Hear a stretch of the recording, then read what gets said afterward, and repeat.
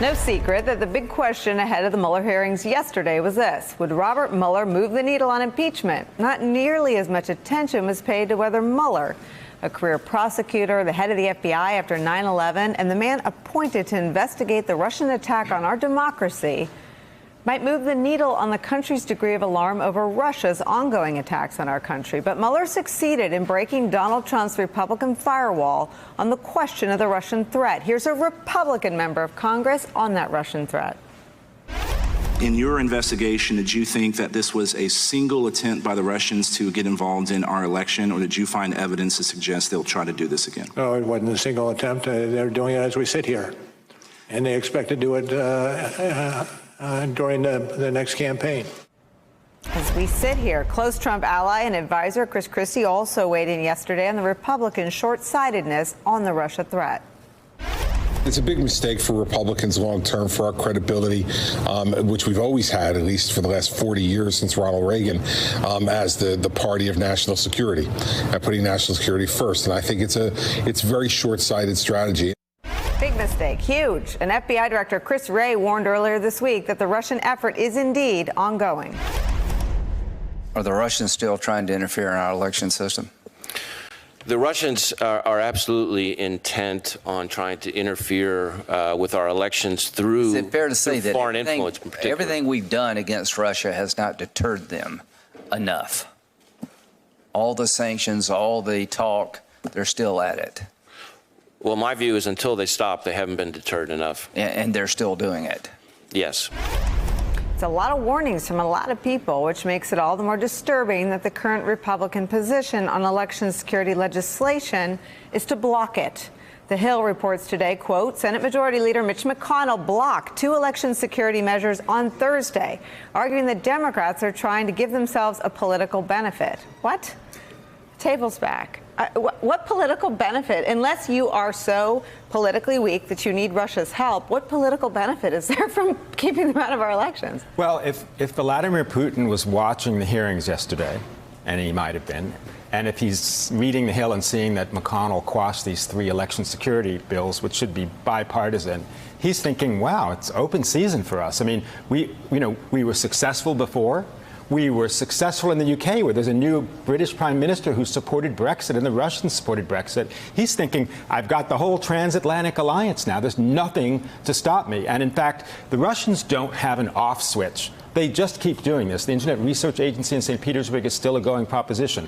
We saw a tremendous amount of efforts by them to subvert the European Union elections this summer. The European Union commented about it all over the place. And part of what they were doing is suppressing the vote, telling people, who cares about the European Union? It's not important. This kind of governance is not important. That is part of the whole Russian idea, which is that this ability to rule ourselves in a democracy is a canard. It's made up. You shouldn't even be bothering trying to participate.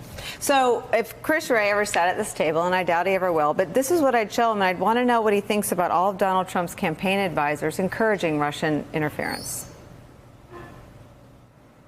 No, Russia did not help me get elected. You know who got me elected? You know who got me elected? I got me elected. It's a joke that, there was obviously never any help from the Russians. You look at, what Russia did, buying some Facebook ads to try to sow dissent and do it, and it's a terrible thing. But I think the investigations and all of the speculation that's happened for the last 2 years has had a much harsher impact on our democracy than a couple of Facebook ads. So, Eli, I would want to know if Chris Wray thinks that the investigation run by Robert Mueller, who preceded him, or I guess Comey preceded him, but the FBI director before Comey was Robert Mueller.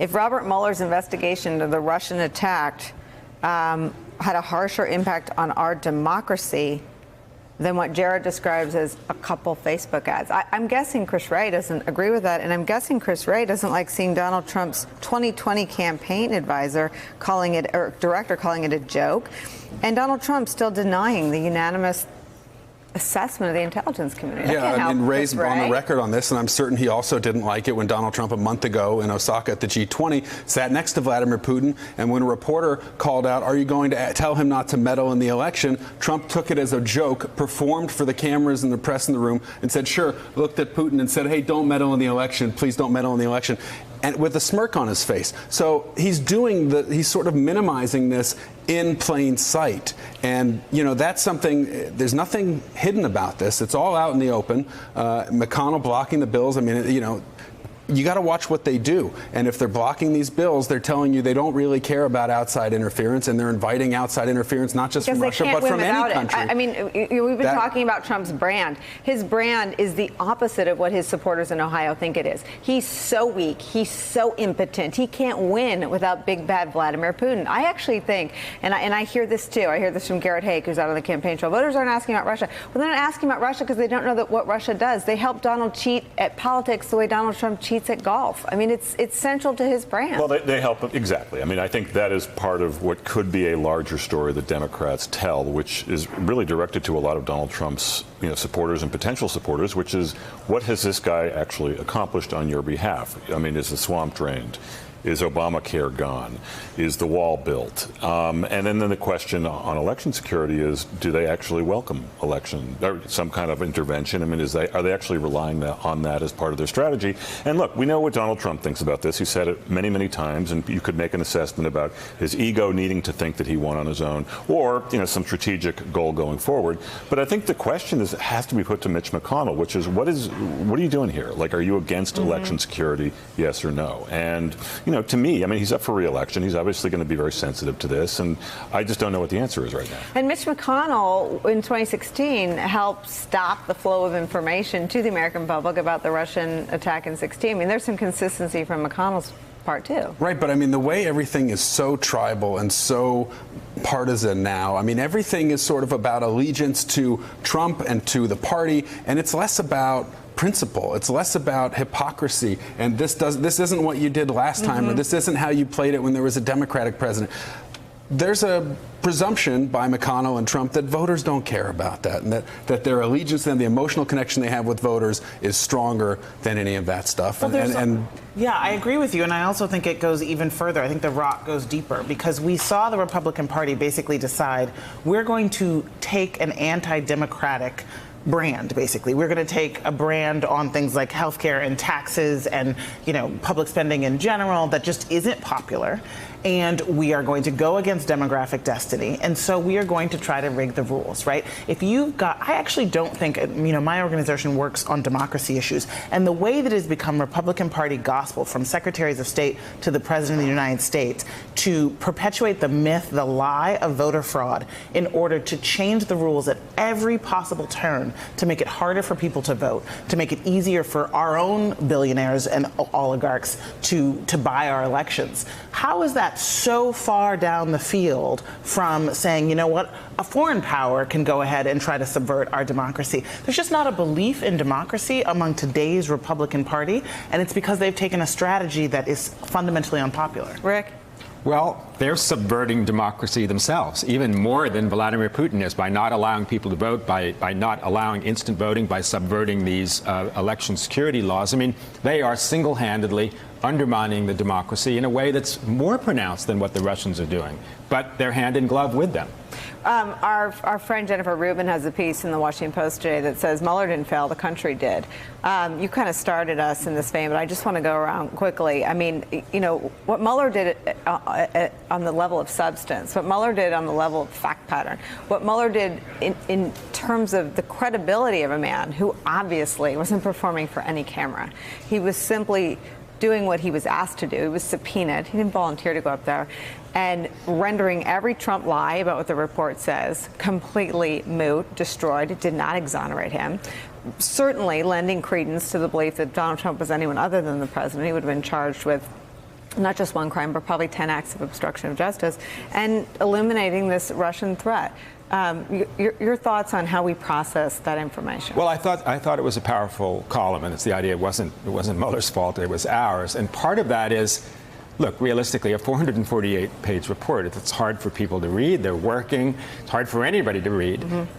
We, in the media, didn't do a good enough job of summarizing it in a kind of a bite-sized way. It took us too long. The Democrats could have done the same thing. Like, why not get everything on a 3x5 card that we just say over and over and over? I mean, that's what you have to do. And a sorry thing is, we put everything on the shoulders of Bob Mueller, and he obviously is not a partisan, and he didn't want to be part of that.